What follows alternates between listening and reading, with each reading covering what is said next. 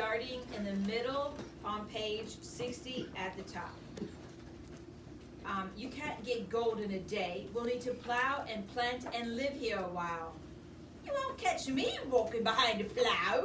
I've got peasants to do that back into England. I say we eat the stores we brought, get the gold and go home. The gold is not where the biggest profit is.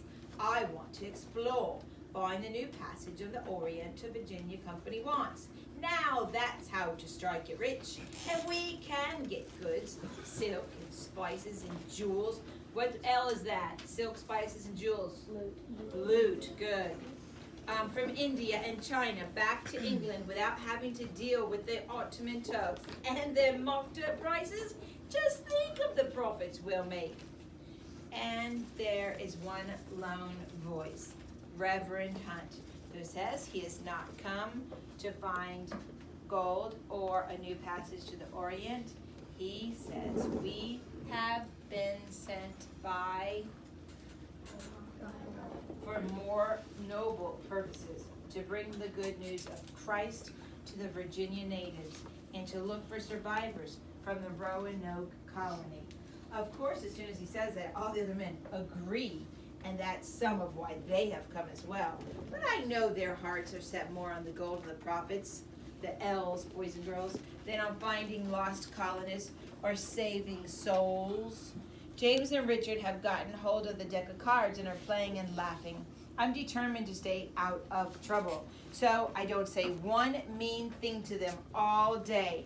When I look at the quiet forest, I wonder what it'll be like to live there, to build houses, to create a settlement. I wonder what it'll be like to do as Captain Smith says, and to work with the others rather than keeping to myself, the way I have done for so long. It seems to me it'll be strange, and I'm not really sure that I'll like it. The cook starts supper. He throws a large chunk of pork and several pounds of peas with water into the cook pot. Later he adds handfuls of sea biscuits. They are hard enough to break your teeth when they are dry, but in the peas porridge they will become soft and chewy. At dusk we hear voices and look out to see the men returning. They are in good spirits, and I wonder if they have found gold already. Just in time for supper, declares the cook, and he begins to ladle peas porridge into the mess pots. Suddenly I hear a cry, and then frantic shouting, and someone moaning.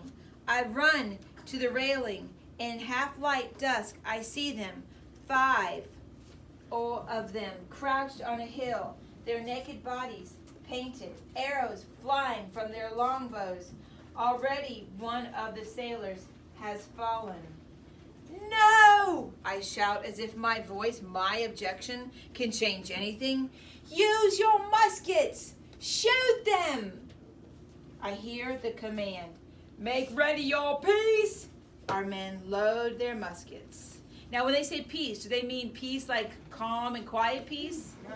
What kind of peace do they mean? What piece is that? Load your gun, your piece, your weapon is your piece.